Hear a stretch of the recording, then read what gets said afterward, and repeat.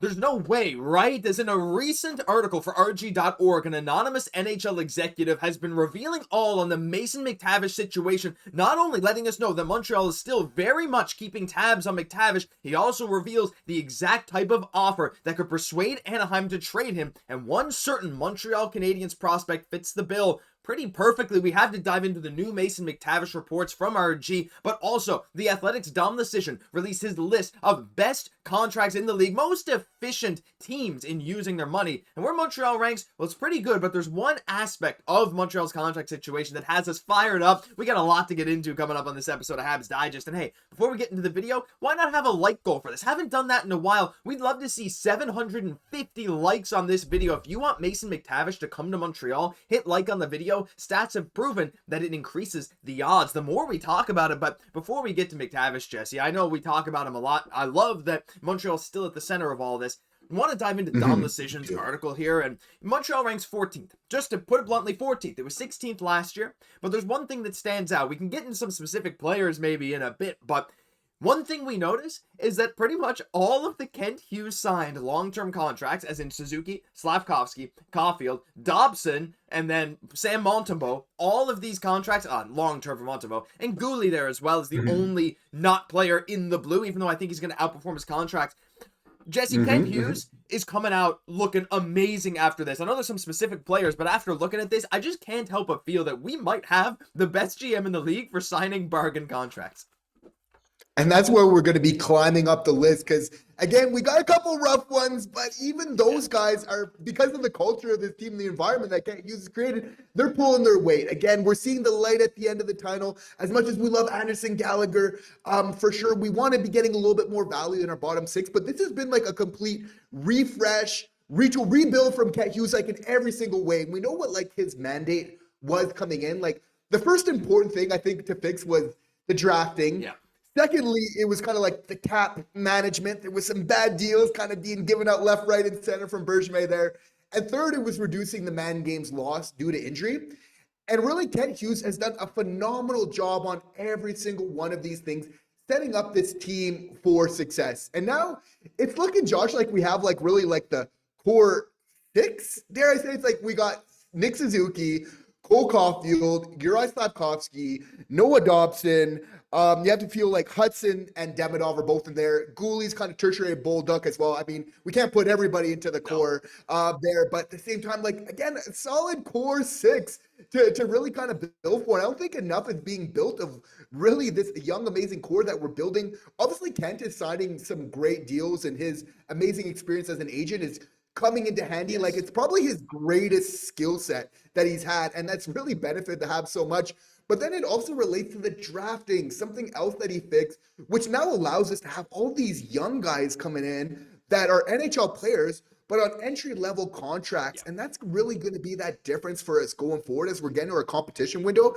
Kent Hughes, in a very little time, is really going to have the ammunition, especially with Carey's contract potentially being off the books, some rumors of that potentially going to Pittsburgh or to San Jose going forward here in the near future. You have to feel like once Kent Hughes like really has a couple of those contracts off the book, then he can really author how he wants this team to be. And Josh, like, I'm excited to see, like, once he's given the full reins and kind of that slate to kind of, okay, he's not encumbered by any previous deals, of what he can really do and what that means for the Habs. Yeah, absolutely. You're bang on with all of that. Again, like the Gallagher and Anderson contracts were not signed by him. They're Bergevin contracts, that's fine. Laine, it was a risk trading for him, but again, this is the last year. So what? He's going to prove to be worth that money, I imagine. But also when you look at the rising cap, even guys who are negative here, like Kirby, Dach, Alex Newhook, and even Jake Evans, like Evans over the next 4 years is going to be worth a $3 million contract as the cap rises. And again, Guhle is the only defenseman signed by Kent Hughes here that is in the negative. He's the only defenseman overall here that's not on an ELC. If you're wondering where guys like Demidov and Bolduc and Hutson are, they're on ELC, so they don't really count. Yeah.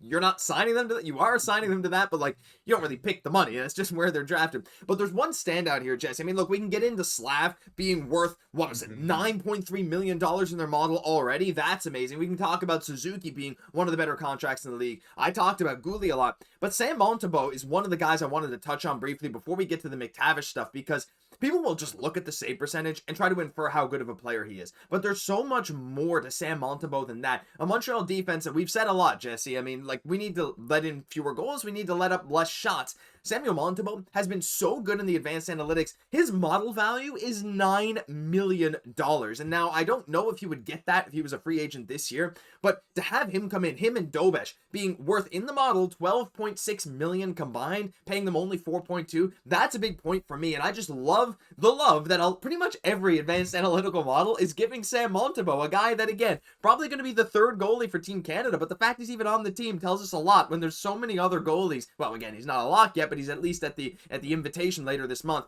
That tells us a lot about Sam Montembeault, even though there's a lot of other talented goalies out there. This is really cool.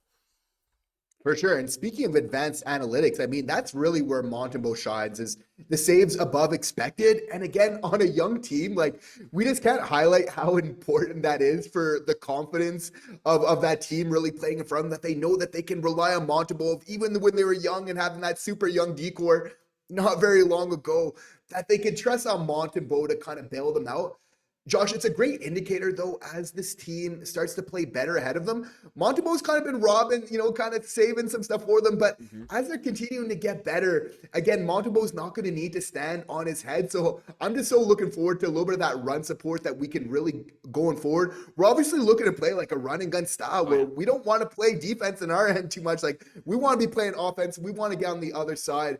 And I'm really interested to see as this team kind of improves a little bit more and Hutson comes to own the addition of Dobson and just this team getting better. I think like the physicality of Bolduc and obviously the immense talent of a Demidov, like how that will just really impact Montembeault's play, because I think he really deserves a little bit of love at this point. I want to see like a Habs decor that's like stopping more shot attempts and see how Monty can fare with that. Because again, him and Dobesh both had some phenomenal games. I mean, who can forget that shutout to start the season last year? Like Monty was just unbelievable start. So yeah, some great stuff there. Leave your thoughts on all this down below. Maybe some guys we didn't get to that you wanted to talk about. There's a lot of good signs for Montreal going forward. Waiver pickup goalie, by the way, worth $9 million in this model. Unbelievable. But let's move on, Jesse, and we got to move on to the Mason McTavish stuff, because it just feels like a day can't go by without something new coming out on the McTavish front. And this recent one comes from RG.org, linked down below, where they reveal a few things about Mason McTavish. So first and foremost, the NHL executive that was quoted in this article said, "I think there's a better chance now the Ducks keep him, but don't get upset, Habs fans. Let's keep reading here. But teams are still trying to get him from the Ducks and wondering where this is going, and it's still in a circling pattern. I've heard the Canadiens and Hurricanes have been keeping tabs." So the Canadiens are still keeping tabs on Mason McTavish, Jesse, and this is something that, we've kind of known. We know Montreal has been expected to be keeping tabs. Now they know the Habs have been keeping tabs, but maybe the more important thing here is, look, we've been talking about how we can make this work. We know we'd have to move a lot of salary out. It's not going to be easy to bring in McTavish. There'd have to be other moves that happen. But what he does say is, unless you're willing to get creative and knock Pat Verbeek's socks off with a monster offer, I don't see him getting traded at this point, but a right-hand shot, top four, and future top-pairing defenseman would be the starting point, from what I know. And they mention Moritz Seider from the Red Wings, because the Red Wings have apparently been keeping tabs as well on McTavish. But when you hear that, Jesse, I think of one player, and it's David Reinbacher. And I want to hear the fans' thoughts right now down below. Would you do a deal structured around Reinbacher for McTavish? We would have to probably include some more salary in this deal, or dump it to another team in another deal to make McTavish's new contract work, because we can't go that far over the cap, not yet. What do you think about this, Jesse? Because honestly, like, I feel like it's not that far off of like a Bolduc for Mailloux deal, but scaled up a lot. What are your thoughts here? It's some good logic. For myself in this trade, I would trade Michael Hage before David Reinbacher for McTavish. Now, that's not personal. It's just positional. Yeah. It's not a preference. It's just we would be trading Hage because his ceiling is probably that of kind of a 2C. We'd be trading that for what we'd be getting back in McTavish.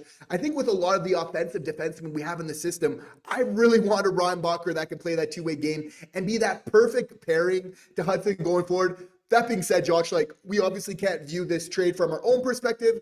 We need to look at this from what the Ducks would want. Yeah. And they're loaded on forwards. They definitely want a D guy. And Reinbacher makes a lot of sense. And I'm convinced if Hughes wanted to do that, given McTavish's situation, given how many young forwards that the Ducks have, he would have the leverage to be able to make that happen. It probably wouldn't have to cost too much more than that. That being said, what's really interesting, there is some implications from this recent report from Jimmy Murphy here, is that the teams that are interested, Carolina, but also Detroit and Montreal being at the head of this. Like, if you're a Kent Hughes, I'm wondering how much does this factor into the situation, knowing that Detroit is also interested in this player, and they feel that getting a McTavish could completely change the dynamics of their top six. Probably right for believing that. And again, like, Detroit, they added John Gibson last year. This summer here, they're looking to get better. And this is going to be one of the teams that we're competing against to get a playoff spot.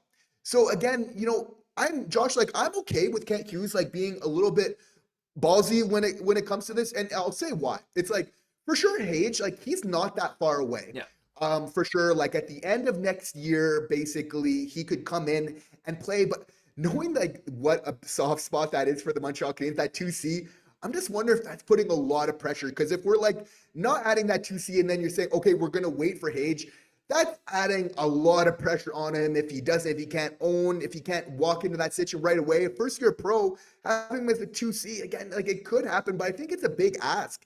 And I'm just wondering, how long do you feel comfortable having that 2C vacant? Are you okay a year and a half till Xhekaj is able to claim it? I think, like, you would probably need a year. Probably if he's starting in the NHL next year, you need half a year to maybe, even if he could graduate into that. But knowing how important of a position that is, and that so much of our team, is dependent on that. Of course, there's the Demidov situation and wanting to start him off strong. I'm just wondering how long Kent Hughes would be really willing to wait. That being said, we know that the Ducks are looking for a D guy here. Yeah, and look, again, and if we look at exactly what they're saying, like, a right shot top four and future top pairing, does that mean both? Hey, look, I mean, Mike Matheson's a top four defenseman as well. Could that be some of the money moving out? Now, I'm just creating stuff in my head, something centered around Reinbacher, Matheson, draft capital, or maybe another contract. I don't know. Like, would that be enough to sway the Ducks? Not sure. But again, like, it's a good point you raise. Like, when we're talking about the need for a 2C, I do think a lot does depend on what Kirby Dach's status looks like this season. The problem is, again, like you said, you're competing in this Atlantic division, and Detroit's in a very similar position to us, where they have some great young talent. I mean, Seider's about to hit his prime, but he's still very young. Like, he's a fantastic young player. Lucas Raymond is looking like his upside could very well be a 100-point player, which is crazy. Like, he's a really, really talented guy. They still have Dylan Larkin. They have a lot of other nice young pieces there. You said they brought in Gibson. Like, Detroit's a team that you're going to be fighting with for that last playoff spot there in the wild card, or maybe even top three in the Atlantic over the next few years. And if they add a guy like McTavish, that does kind of hurt you in some sense, but you also don't want to overbid. And again, the idea of trading one of our center prospects, whether Xhekaj or, I don't know if they want Beck or Kaiden, like we've thrown out before, that makes more sense logically. And again, we've been burned on trades in the past where we traded defensemen for a forward. I don't want to revisit that, because I think McTavish is, like, very clearly, like, a different style player than the one you're thinking of right now. I know who it is, because I think of him too. But, like, the idea of trading Reinbacher and maybe Matheson, or maybe getting rid of Anderson's contract some way, is intriguing. But I don't think I would do it either, Jesse, for the same reason that you said. It's like, I think Reinbacher's value to this organization is very, very important, and it would be a huge risk to trade for McTavish. But McTavish feels the need. We need to hear your thoughts. I mean, is this something you'd even entertain? Leave your thoughts down below. Reinbacher for McTavish, would you even consider that? That'll do it for this episode. Oh, man, I kind of can't wait for something to just happen with McTavish, whether it's re-signing or trading. Because, look, if you enjoy, leave a like, comment, subscribe to the channel. We'll be here every single day until something does happen with them, and keeping you up to date on all the latest for your Habs. I'm Josh Gosse, my co-host, Jesse Poirier. We'll catch you in the next one.